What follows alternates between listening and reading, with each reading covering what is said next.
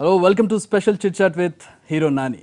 వరుస హిట్లతో మంచి రైజింగ్లో ఉన్నారు నాని.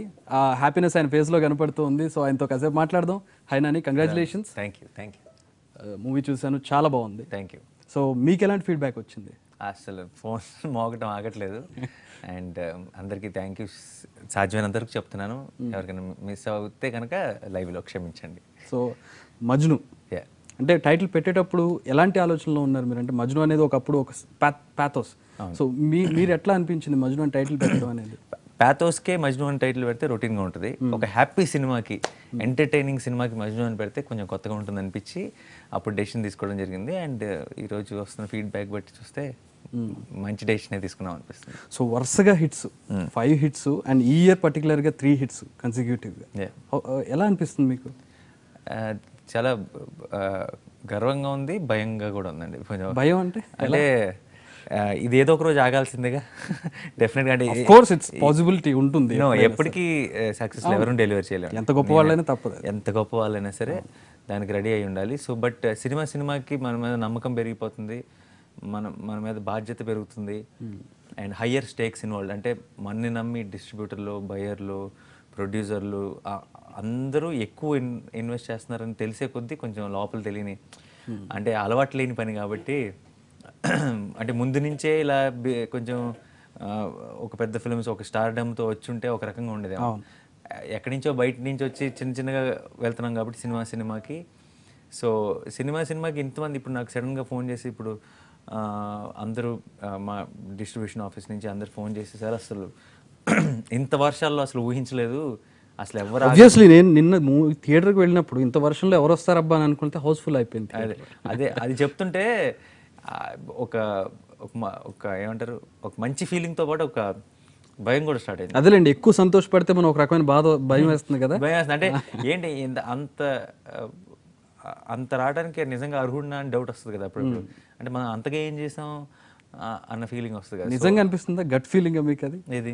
బట్ వీ ఫీల్, అంటే మేము చూసేవాళ్ళం, we feel you deserve it. No, but I don't know what I did. See, నా పని కంప్లీట్గా నేను చేసుకుంటూ వెళ్ళిపోతున్నాను. బట్ ఇంత ఎఫెక్షన్ ఎప్పుడు ఐ నెవర్ ఎక్స్పెక్టెడ్ అనమాట. సో డెఫినెట్గా it's for me it's overwhelming అంటారు కదా. సో ఇంకా డైజెస్ట్ అవ్వడానికి ఇంకో 2 రోజులు పడుతుంది. కృష్ణగాడి వీరప్రేమ కదా, భలే భలే మగాడి పోయి, జెంటిల్మెన్, ఇప్పుడు మజ్ను, అంటే ఒకదానికి సంబంధం లేదు అసలు. ఎలా చూస్ చేసుకున్నారు కథలు? అంటే ఎట్ ఏ టైం చూస్ చేసుకోవడం జరిగిందా? One by one? One by one. And కేవలం ప్రేక్షకుడిలాగా ఆలోచించి డెసిషన్ తీసుకుంటా. అంటే అందరికీ నచ్చాలని, ప్రతి సినిమా హిట్ అయిపోవాలని బోల్డ్ అని క్యాలిక్యులేషన్లు లెక్కలేసి అలా చేయడం రాదు. బేసిక్గా సినిమా అంటే పిచ్చి, అందుకే వచ్చాను. సో కథ వినేటప్పుడు ఒక ప్రేక్షకుడిగా నాకు నచ్చి, నాతో పాటు అందరు ప్రేక్షకులు ఎంజాయ్ చేస్తారు ఈ సినిమా చూసేటప్పుడు అని అనిపిస్తే ఆ సినిమా చేసుకుంటూ వచ్చాను. అండ్ సాధ్యమైనంతవరకు నేను ఇంతకుముందు చేసిన సినిమాని మళ్ళీ చేస్తే చేయటంలో నాకు ఇంట్రెస్ట్ ఉండదు, చూడటంలో ప్రేక్షకులకు కూడా ఇంట్రెస్ట్ ఉండదు. అందుకని సాధ్యమైన 2 సార్లు ఇస్తే నవ్వలేం. కరెక్ట్. అందుకే సినిమాకి జానర్, అంటే ఒక భలే భలే వచ్చి ఒక కామెడీ, ఎవడే సుబ్రహ్మణ్యం వచ్చి ఒక సోల్ సర్చింగ్, మళ్ళీ జెంటిల్మెన్ వచ్చి థ్రిల్లర్, కృష్ణగాడు వచ్చి ఒక రస్టిక్ విలేజ్లో పిల్లలతో అడ్వెంచర్ ఫిల్మ్, అండ్ ఇది వచ్చి love story. So trying different genres అనమాట, అంతే. సో నాని ఒక కథను సెలెక్ట్ చేసేటప్పుడు ఏం చూస్తాడు? ఏ క్వాలిటీస్ చూస్తాడు? ఒక అసిస్టెంట్ డైరెక్టర్గా ఆలోచిస్తాడా, ఒక హీరోగా ఆలోచిస్తాడా, ఒక ప్రేక్షకుడిగా? అల్టిమేట్గా ప్రేక్షకుడిగా అంతే. అసలు నేను ఫిల్మ్ ఇండస్ట్రీ అసలు ఎందుకు వచ్చాను, ఎందుకు యాక్టర్ నేను? ఎందుకంటే ముందు ప్రేక్షకుడిని కాబట్టి, సినిమాలంటే అంత ఇష్టం ఉంది కాబట్టి, చిన్నప్పటి నుంచి సినిమాలు చూస్తూ పెరిగాను కాబట్టి. సో సడన్గా ఫిల్మ్ ఇండస్ట్రీలోకి వచ్చిన తర్వాత నాలోని ప్రేక్షకుని ఎలా మర్చిపోతాను? నన్ను ఇక్కడ దాకా తీసుకొచ్చింది అది కదా. సో ప్రేక్షకుడిగా ఆలోచించి మాత్రమే డెసిషన్ తీసుకున్నాను. నేను కథ వినేటప్పుడు ఏదైతే సినిమా చూస్తానో మైండ్లో, ఆ సినిమా ఒక ప్రేక్షకుడిగా నాకు నచ్చిందా, నాకు ఎపీల్ అయిందా అని ఆలోచిస్తాం. నాకు నచ్చితే అందరికీ నచ్చుతుంది అన్న ఒక నమ్మకం. సో అంటే కోఇన్సిడెంటల్గా జరిగినాయి వరుసగా ఈ స్టోరీస్ తీసుకోవడం, లేదంటే నెంబర్ ఆఫ్ స్టోరీస్ విని వీటిని చూస్ చేసుకున్నారా మీరు? చాలా తక్కువ స్పాన్ కదా. నెంబర్ ఆఫ్ స్టోరీస్ విన్నాను, డెఫినెట్గా విన్నాను, 100%. అండ్ వినగలనని విన్నాను, అన్నీ విన్నాను చెప్పలేదు. ఎందుకంటే చాలా ఉన్నాయి, ఇంకా వినలేకపోతున్నాం. మన టైము, మన షూటింగ్స్ కంటిన్యూస్గా ఫిల్మ్స్ చేస్తున్నాం కాబట్టి అన్నీ వినలేం. సో కొంచెం ఫిల్టర్ అయ్యి వచ్చి, లేదంటే ఒక ప్రొడక్షన్ హౌస్ నుంచి ఇంకోళ్ళ నుంచి అందరూ విని లేదు చాలా బాగుంది అన్నప్పుడే వినగలుగుతున్నాం. అన్నీ వినలేం, అంత టైం కూడా వీక్ కంట్రీది. బట్ విన్న ఆటలో తప్పకుండా ఇది బాగుంటుంది నెక్స్ట్ ఫిల్మ్గా 100% అందరూ థియేటర్లో మొత్తం అందరూ కలిసి వచ్చిన ఫ్యామిలీతో వచ్చిన ఒక్క చిన్న ఇబ్బందికరమైన సిచ్యువేషన్ కూడా లేకుండా అందరూ ఎంజాయ్ చేయగలరు అని అనిపించిన సినిమాని ఇమీడియట్గా చేస్తున్నారు. మీరు ప్రేక్షకుడిగా ఆలోచించడం ఆబ్వియస్లీ అలాగే ఆలోచిస్తారు. రైట్ ఫ్రమ్ యువర్ అష్టాచమ్మ నుంచి స్టార్ట్ చేస్తే ఇప్పటి వరకు నాని చాలా సెలెక్టివ్గా ఉంటాడు కథల విషయంలో. కానీ కొంతమంది కామెంట్స్ అంటే కథలే రావట్లేదు అని చెప్తూ ఉంటారు. దాని మీద మీ కామెంట్ ఏంటి? కథలు ఉన్నాయండి, చాలా కథలు ఉన్నాయి. బట్ అంటే ఇప్పుడు కథలు రావట్లేదు అన్న వాళ్ళకి కథలు చెప్పట్లేదేమో అందరూ. మేబీ వాళ్ళ కథలకు వాళ్ళు సూట్ అవ్వరు అనుకుంటున్నారో ఏమో తెలియదు నాకు. బట్ కథలు, ఐడియాలు, మంచి యంగ్ ఏమంటారు ఏదో ప్రూవ్ చేసుకుందామని వెయిట్ చేస్తున్న డైరెక్టర్లు అవుదామని వెయిట్ చేస్తున్న చాలామంది టాలెంటెడ్ అసిస్టెంట్ డైరెక్టర్స్ ఉన్నారు. గొప్ప గొప్ప ఐడియాలు ఉన్నాయి వాళ్ళకి. వాళ్ళని కొంచెం మనకున్న ఎక్స్పీరియన్స్తో కొంచెం సానబెట్టి మంచిగా ట్రాక్ మీద తీసుకురాగలిగితే గొప్ప సినిమాలు అందించగలిగే దమ్మున్న వాళ్ళు చాలామంది ఉన్నారు. పర్టికులర్గా ఈ 3 కాన్సిక్యూటివ్ హిట్స్ చూసుకుంటే మనం భారీ బడ్జెట్ సినిమాలు కాదు, కథని నమ్ముకొని, స్క్రీన్ ప్లేని నమ్ముకొని, హీరో నమ్ముకొని తీసిన సినిమాలు. 3 సినిమాలు కూడా మంచి లాభాలను తెచ్చిపెట్టాయి. పర్టికులర్గా మజ్ను సినిమా చూసినట్టయితే మన లొకాలిటీలో ఎప్పుడో మిస్ అయిపోయిన అరకు లాంటి లొకేషన్స్ చూపిస్తూ నాస్టాల్జిక్ ఫ్లేవర్ అంతా భీమవరం. అవును. So how do you feel about it? అంటే భారీ పెట్టేసి నష్టపోయి మళ్ళీ ఇలాంటి సినిమాలు చూసినప్పుడు అసలు అది కాదనిపిస్తుంది. సింపుల్ లాజిక్ అండి. నేనేంటే నేను ఆలోచిస్తుంటే ఒక కథ నచ్చింది. ఈ రోజు మనకి మార్కెట్ ఉంది, లేదంటే మన మీద ప్రొడ్యూసర్స్ ఎంతైనా ఇన్వెస్ట్ చేయడానికి రెడీ అవుతున్నారు కదా అని కథకు అవసరం లేని బలవంతమైన ఖర్చు పెట్టించకూడదు. దానికి అది కథకి నెగిటివ్ చేస్తుంది. కథకి ఎంత అవసరం అంతే చేయాలి. దాని మీద ఎంత మనీ వచ్చినా అన్ని ప్రాఫిట్స్ ఎంజాయ్ చేయండి. అంతేగాని మన మార్కెట్ ఈ అన్ని మాటలు వాడి బలవంతంగా కథకు అవసరం లేదు, బట్ చాలా గ్రాండ్గా మన సీన్ ఏంటి, మన కథ ఏంటి అర్థం. ఇప్పుడు ఫర్ ఎగ్జాంపుల్ మీరు మీ గర్ల్ ఫ్రెండ్ని కలవడానికి వెళ్ళారు ఒక రెస్టారెంట్లో. మీరు ఒక వైట్ షర్ట్ బ్లూ జీన్స్ వేసుకొని వెళ్తే బాగుంటుంది, మీ గర్ల్ ఫ్రెండ్కి బాగుంటుంది చూడటానికి, ఆ చుట్టూ రెస్టారెంట్లో వాళ్ళకి కూడా ఉండదు, బాగుంటుంది, మీరు నచ్చుతారు. ఆ సిచ్యువేషన్ కావాల్సిన ఆ సందర్భానికి కావాల్సింది వైట్ షర్ట్ బ్లూ జీన్సే. మీకు బడ్జెట్ ఉంది కదా అని సూట్ వేసుకెళ్ళారు అనుకోండి, కొంచెం ఓవర్గా ఉంటుంది, కొంచెం ఏంటి ఎక్కువ చేస్తున్నారు ఎక్కువ. సో ఆ కథకి ఏం కావాలి అదే ఇంపార్టెంట్ తప్పితే మనం ఎంత మార్కెట్లు ఎన్ని పెరిగినా, స్టార్డమ్లు ఇవన్నీ ఏం పెరిగినా సరే అనవసరమైన ఖర్చు బలవంతంగా పెట్టాల్సిన అవసరం లేదని నేను అనుకుంటున్నాను, నా అభిప్రాయం. So well set. So Nani ఒక అసిస్టెంట్ డైరెక్టర్గా స్టార్ట్ చేసి హీరోగా ఒక ఉత్తమమైన స్థానానికి వెళ్తున్నటువంటి వ్యక్తి. సో మీరు మూవీ తీసేటప్పుడు అసిస్టెంట్ డైరెక్టర్గా మీరు కూడా సలహాలు ఇస్తారా, ఇంప్రూవైజ్ చేస్తారా? ఎందుకంటే ఇప్పుడు మజ్నులో పర్టికులర్గా కొన్ని డైలాగ్స్ చూస్తే 18లో తీసేస్తాను, ఉంటాయి చిన్న చిన్న ఆన్ స్పాట్ ఇంప్రూవైజేషన్స్ ఉంటాయి. సలహాలుగా కాదు కానీ మన ఎలా అంటే షూట్ చేసేటప్పుడే నేను సరదాగా ఇలా ఇంప్రూవైజేషన్స్ ఏమైనా వస్తే ముందు డైరెక్టర్ ముందు చేసి చూపిస్తాం, ఇలా అయితే ఎలా ఉంది, ఇలా అయితే. సో ఏదైతే డైరెక్టర్కి నిజంగా ఎంజాయ్ చేస్తారో అది వాళ్ళు కూడా సెలెక్ట్ చేసుకొని సినిమాలు పెట్టుకోవడం జరుగుతుంది. మజ్నులో డైలాగ్స్ కూడా అంటే ఏదో కూర్చొని రాయాలి డైలాగ్స్ అనే డైలాగులు కాదు, మనం మాట్లాడుకునే డైలాగ్స్, మన నోట్లో వచ్చేసే డైలాగ్స్లో ఉంటాయి. అలాంటి ఇష్టపడతాం. అంటే నిజంగా ఏదైనా కొంచెం డ్రమాటిక్గా రాసినా సరే దాన్ని సినిమా బట్టి ఉంటుందండి ఏదైనా సరే, అంటే డెప్త్ని బట్టి ఉంటుంది. అంటే ఇప్పుడు ఒక న్యాచురల్ రిలేషన్షిప్స్, న్యాచురల్ ఫిల్మ్ అనుకోండి, మజ్ను లాంటి సినిమా అనుకోండి, దాంట్లో అలా ఉండాలి. ఇప్పుడు నిజంగానే నేను కొంచెం కమర్షియల్గా కొంచెం పవర్ఫుల్ రోల్ అలాంటిది ఏదైనా ప్లే చేస్తున్నాను అనుకోండి, దాంట్లో కొంచెం డిఫరెంట్ టోన్లో ఉంటుంది, కొంచెం డ్రమాటిక్గా ఉండొచ్చు. సో సినిమాకి తగ్గట్టుగా అనమాట ఏదైనా సరే. ఇప్పుడు నేను నా నెక్స్ట్ సినిమా నేను లోకల్లో నా మోడ్యులేషన్, నా బాడీ లాంగ్వేజ్ అంతా కొంచెం డిఫరెంట్గా ఉంటుంది, మజ్నులో లాగా ఉండదు. సో ఏ సినిమాకి ఏం కావాలి అన్నది అర్థం చేసుకోవడం ఎలా ఉంటుంది తెలుసుకోవచ్చా? ఏది నేను లోకల్లో కొంచెం లోకల్ అంటే హైదరాబాద్ లోకల్, ఇలా Hyderabad local. And energy levels చాలా హై ఉంటాయి. అంటే ప్రతి దాంట్లో ఒక ఫోర్స్ ఉంటుంది. మజ్ను ఫోర్స్ కాదు, చిన్న ఫన్ నాటీనెస్ ఉంటుంది. ఏమంటారు, స్పీడ్గా ప్రతి అబ్బాయిలో కనిపించే ఒక చిన్న చిలిపితనం ఉంటుంది, ఒక నాటీనెస్ ఉంటుంది.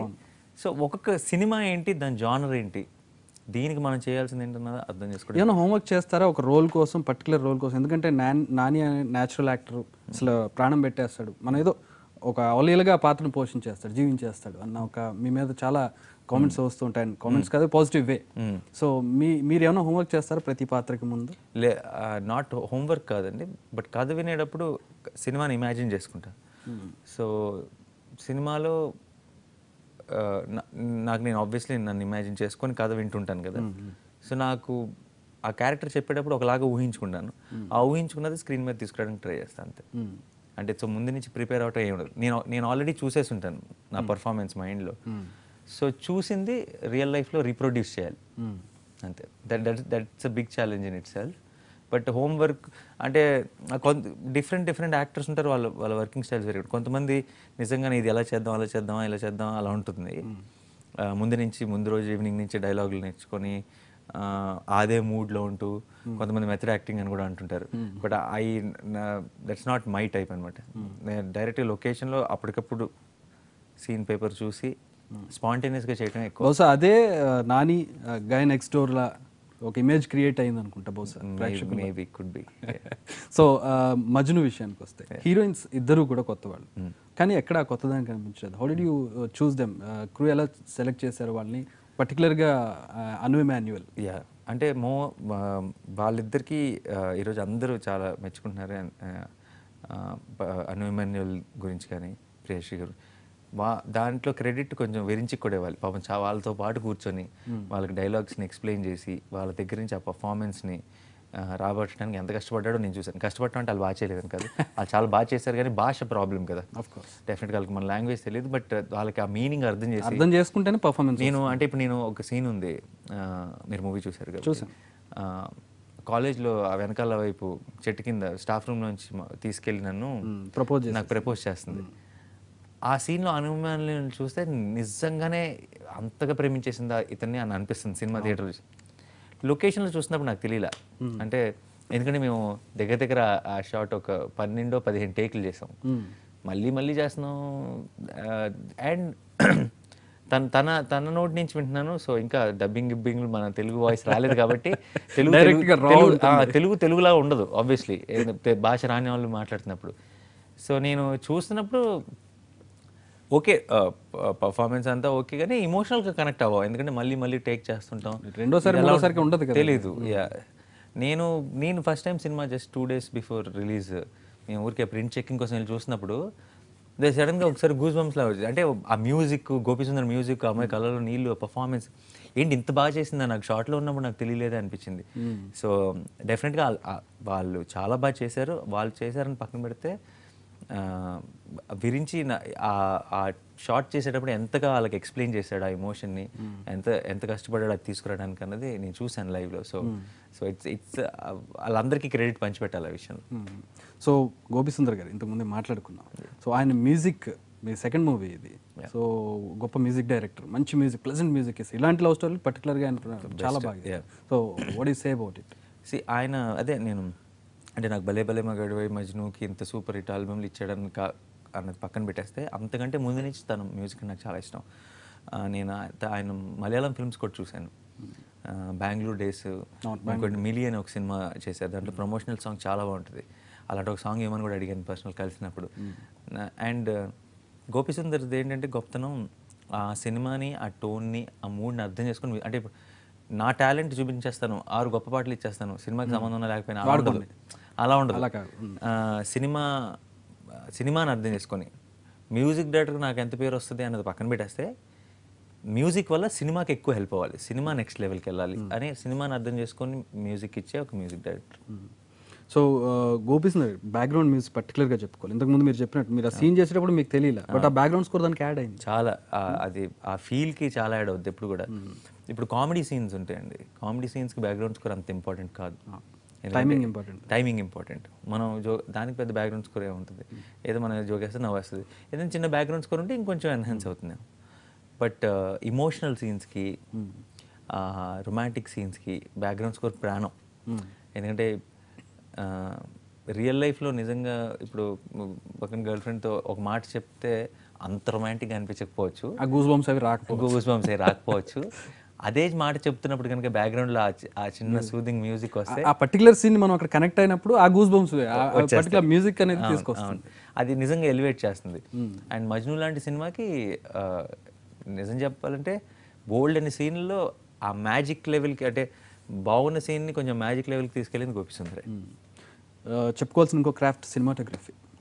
సో మనకు తెలిసిన అందాలనే ఎప్పటి నుంచో చూస్తున్న వాటిని చాలా కొత్తగా, చాలా అందంగా సినిమాటోగ్రఫీ గురించి జ్ఞానశేఖర్ గారండి, one of the best cameramens we have in industry.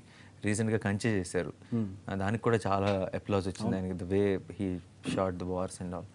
And ఆ తర్వాత మళ్ళీ కాంట్రాస్ట్, మళ్ళీ నెక్స్ట్ గౌతమిపుత్ర శాతకర్ణి చేస్తున్నారు.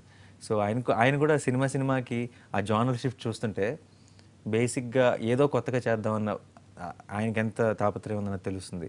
అండ్ బేసిక్ ఆయన పర్సనల్గా ఆర్టిస్ట్, ఆయన పెయింటింగ్స్ అయ్యే ఎగ్జిబిషన్ కూడా పెట్టారు రీసెంట్గా. అండ్ సూపర్ ఆర్టిస్ట్ అనమాట. సో అది ప్రతి ఫ్రేమ్లో కనపడుతుంది, తెలియకుండా ఒక చిన్న పెయింటింగ్ ఫీల్ ఉంటుంది. మీరు వేసుకున్న కాస్ట్యూమ్స్ కానివ్వండి, అమ్మాయి వేసుకున్న కాస్ట్యూమ్స్ కానివ్వండి, లొకేషన్స్ కానివ్వండి, చాలా normal and one pleasant feeling ఉంటుంది. ఏది మన కంటి మీద హార్డ్గా కనిపించదు, హాయిగా అనిపిస్తుంది. అది చూపించడం ఆయన గొప్ప, కంప్లీట్ ఆయన దగ్గర. పెయింటింగ్ అనేది నిజంగా పెయింటర్ కాబట్టి అది సినిమాటోగ్రఫీలో కూడా వచ్చేసింది. సో మజ్ను కంప్లీట్ అయ్యి చూసిన తర్వాత, మూవీ చూసిన తర్వాత మీకు వచ్చిన బెస్ట్ ఫీడ్బ్యాక్ ఏంటి? అసలు నేను నా పొద్దున్న నుంచి అసలు ఆగట్లేదండి, కంటిన్యూస్గా ఫోన్స్, చాలా రకరకాల ఫీడ్బ్యాక్. అందరూ ఇప్పుడు ఆన్లైన్ మీడియాలో అయితే మన ట్రోల్ పేజెస్ అంటారు కదా, ట్రోల్ చేస్తూ పెడుతుంటారు. అలాంటి వాటిలో నాకు జనతా గ్యారేజ్ ఏదో డైలాగ్ ఉంది అనుకుంటే, ఏంటి ఈ మధ్య ఏంటిది, ఏదైనా కష్టం వచ్చిందని తెలిస్తే చాలు జనతా గ్యారేజ్ పద్ధతులు మారి కష్టం వచ్చిందని తెలిస్తే చాలు ఎగబడి వెళ్ళిపోతున్నాం అని ఏదో ఉంది. దాన్ని ట్రాల్ పేజెస్ చేసి పెట్టారు. ఏంటది, జనాల పద్ధతులు మారిపోయినాయి, నాని సినిమా వస్తే చాలా ఎగబడి వెళ్ళిపోతారని పెట్టారు. వర్షాలున్నా ఏమున్నా అంటే ఇలాంటి చూస్తే అసలు నాకు ఇవన్నీ సరదాగా ఉంటాయి విన్నప్పుడు, బట్ తెలియని ఒక ఆనందం కూడా. అంటే సో ఇలాంటివన్నీ విన్నప్పుడు ఏంటంటే, ఇంత కష్టపడినా ఇప్పుడు కంటిన్యూస్గా ఫిల్మ్స్ చేస్తున్నాను. నిజంగా చెప్పాలంటే పర్సనల్ టైం లేదు అసలు. ఒక హాలిడే తీసుకుందామంటే 2 రోజులు కూడా గ్యాప్ లేదు. బట్ సినిమా రిలీజ్ అయినా ఇలాంటివి చూసినప్పుడు ఇంకా అన్ని మర్చిపోతాను. వద్దు మనకు హాలిడే, ఇలాగే పని చేద్దాం, చాలా అనిపిస్తుంది, పెద్ద హాలిడే అనిపిస్తుంది. అవును. బట్ ఎలా మేనేజ్ చేస్తున్నారండి కపుల్ ఆఫ్ మంత్స్లో ఎన్ని మూవీస్, అన్ని హిట్స్, జడ్జిమెంట్స్? అంటే నేను ఒక ఈచ్ ఫిల్మ్ 4 months, మామూలుగా ముందు 6-7 months పడుతుందండి ఏ సినిమా అయినా, 7-8 months. బట్ ముందు పోస్ట్ ప్రొడక్షన్ ఉంటుంది, తర్వాత ముందు ప్రీ ప్రొడక్షన్, తర్వాత పోస్ట్ ప్రొడక్షన్. ఈ టైమ్స్కి ఒక 1.5-2 months, ఇక్కడ లాస్ట్లో 2 months ఇవన్నీ ఉంటాయి. ఆ యాక్టర్తో సంబంధం లేదు డైరెక్ట్గా. సో ఏం చేస్తున్నామంటే, ఈ షూటింగ్ టైంలో నెక్స్ట్ ప్రాజెక్ట్ డిసైడ్ అయిపోయి దాన్ని ప్రీ ప్రొడక్షన్ జరుగుతుంటుంది. ఈ షూట్ ఫినిష్ అయిన వెంటనే ఆ షూట్కి వెళ్ళిపోతున్నాను. సో ఆ షూట్ జరుగుతున్నప్పుడు నెక్స్ట్ది ప్రీ ప్రొడక్షన్ స్టార్ట్ అవుతుంది. సో ఈ ప్లానింగ్ వల్ల ఏంటంటే కంఫర్టబుల్గా ఎవ్రీ 4 months ఒక ఫిల్మ్ తీసుకురాగలుగుతున్నాం మీ ముందుకి.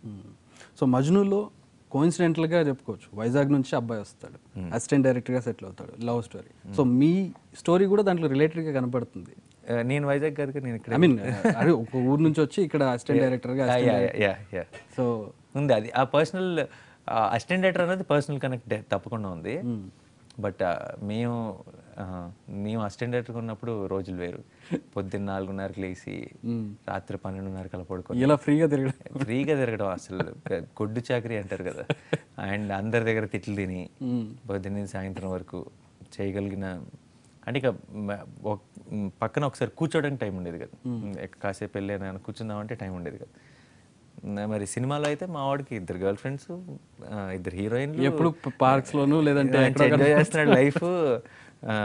అండ్ చివరికి హీరోయిన్స్ వచ్చారు లైఫ్లో, అన్నీ అయినాయి. సో అది మిమ్మల్ని ఎంటర్టైన్ చేయడానికి ఒక ప్రయత్నం. రియల్ లైఫ్కి దానికి ఆ డిఫరెన్స్ ఎలాగో ఉంటుంది. ఇప్పుడు నిజంగా నా రియల్ లైఫ్ అసిస్టెంట్ డైరెక్టర్ కష్టాలు చూపిస్తే మీరు ఎవరు చూడరు ఆబ్వియస్లీ.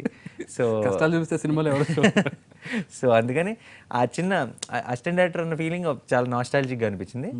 బట్ దానికి మేము ఎక్స్పీరియన్స్ చేసిన విషయాలు ఈ సినిమా ఇది వేరు, డిఫరెంట్. సో ఇంకా సినిమా గురించి మీరు ఏం చెప్పాలనుకుంటున్నారు? మజ్ను మూవీ గురించి మనకు నచ్చిన అన్ని మాట్లాడుకున్నాం, ఇంకేమన్నా మిస్ అయి ఉంటే మీరు? నథింగ్ ఇన్ పర్టికులర్ అండి. టీం అందరి సైడ్ తరఫు నుంచి థ్యాంక్ యూ సో మచ్. ఇంత బయట పరిస్థితులు ఇలా ఉన్నాయి, వర్షాలు అన్నీ, జాగ్రత్తగా ఉండండి. అండ్ ఇలాంటి పరిస్థితుల్లో కూడా ఇంత ప్రేమ చూపించినందుకు సినిమా మీద, నా మీద, అందరికీ పేరున థ్యాంక్ యూ సో మచ్. అయిపోలేదండి ఇంటర్వ్యూ. సో అంటే అయితే మీరు ఏం చెప్దాం అనుకుంటున్నారంటే మళ్ళీ ఛాన్స్ దొరుకుతుందో లేదని చెప్పేసాను. ఎడిటింగ్లో వాళ్ళు వేసుకుంటారు. Okay, perfect. సో నెక్స్ట్ నేను లోకల్ అని చెప్పారు. సో దాని గురించి కొంచెం డీటెయిల్స్ రివీల్ చేస్తారా? That will be too early actually. ఎందుకంటే నేను ఈ రోజు దాకా చేసిన మోస్ట్ ఎనర్జెటిక్ రోల్. చాలా ఒక మీటరే కొంచెం పైన స్టార్ట్ అవుతుంది డైరెక్ట్గా. So very high energy role, చాలా చాలా ఎంటర్టైనింగ్ ఉంటుంది. బిగినింగ్ నుంచి ఎండ్ వరకు అసలు బ్రేక్ లేకుండా ఉంటుంది. సో డెఫినెట్గా ఇంకా మజ్ను ఎలాంటి genre movie? Genre is entertainment అండి, అంతే. ఎంటర్టైన్మెంట్ అండ్ కమర్షియల్ ఫిల్మ్ కొంచెం. ఓకే. యా, అన్నీ ఇంకా ఒకే జానర్ అని కాదు, దాంట్లో అన్ని కలిపి కొట్టేసి అన్నీ కలిపిస్తాం. నాని పర్టికులర్గా అన్ని మూవీస్లో మేక్ ఓవర్కి సంబంధించి కానీ లేదంటే ఒక గై నెక్స్ట్ డోర్ అంటే ఇట్స్ గుడ్, బట్ ఎందుకు మార్చడు సిక్స్ ప్యాక్ లాంటివి లేదంటే హెయిర్ స్టైల్స్ లాంటివి ఇలాంటి ఎక్కడ? హెయిర్ స్టైల్ అన్నీ మార్చాను, గుండు కూడా చేయించుకున్నాను సినిమా కోసం. అవన్నీ జెండాపై అదొక రకంగా ఉంటుంది. మన ఎవడే సుబ్రహ్మణ్యం చూస్తే నా కంప్లీట్ కార్పొరేట్ స్టైల్లో ఉంటుంది, ముందు సూట్లు గీట్లు అంతా. మీరు ఎటో వెళ్ళిపోయింది కూడా సెకండ్ రోల్ జెంటిల్మెన్ జై ఒకలాగా ఉంటాడు, గౌతమ్ ఒకలాగా ఉంటాడు. ఎటో వెళ్ళిపోయింది మనసు చూస్తే స్కూల్ రోల్ ఒకటి ఉంటుంది, కాలేజ్ ఒకటి ఉంటుంది, జాబ్కి వెళ్ళేటప్పుడు ఒకలాగా ఉంటుంది. అంత హెయిర్ స్టైల్ నుంచి అన్నీ మారుతాయి గడ్డం దగ్గర. సో ఇన్ఫ్యాక్ట్ నిజంగా చెప్పాలంటే అలాంటివన్నీ నేను చాలా ఎక్కువ చేశాను అందరితో కంపేర్ చేస్తే. బట్ సిక్స్ ప్యాక్ అన్నది I don't, because six pack నాకు ఊరికే అవసరం లేకుండా చేయాల్సిన అవసరం కనపడలేదు. అంటే కాదా అలాంటిది నిజంగా నేను రేపు ఒక బాక్సింగ్ రోల్ చేస్తున్నాను అనుకోండి, నేను ఒక కిక్ బాక్సర్ని ఒక సినిమాలో తప్పకుండా చేస్తా. ఊరికే ఒక పాటలో షర్ట్ ఇప్పడానికి చేయను. అంటే దానికి అర్థం అవసరం ఉండాలి. నా ముందు మన అని అనుకుంటున్నారు అందరూ నన్ను చూడగానే, చూస్తే మనోడు కాదనుకుంటారేమో అని భయం. అంటే చుట్టుపక్కల ఉండే అబ్బాయిలు ఎవరికి సిక్స్ ప్యాక్ ఉండే కదా. మన ఇప్పుడు మన పక్కింటి అబ్బాయి మన ఇంట్లో అబ్బాయికి తొందరగా సిక్స్ ప్యాక్ ఉండవు, మనకి సినిమాల్లోనూ వీటిలోనే కనపడతాయి. సో నన్ను ఎక్కడికి వెళ్ళినా సరే అందరూ ఓన్ చేసుకొని మాట్లాడుతున్నారు మన నాని అంటున్నారు.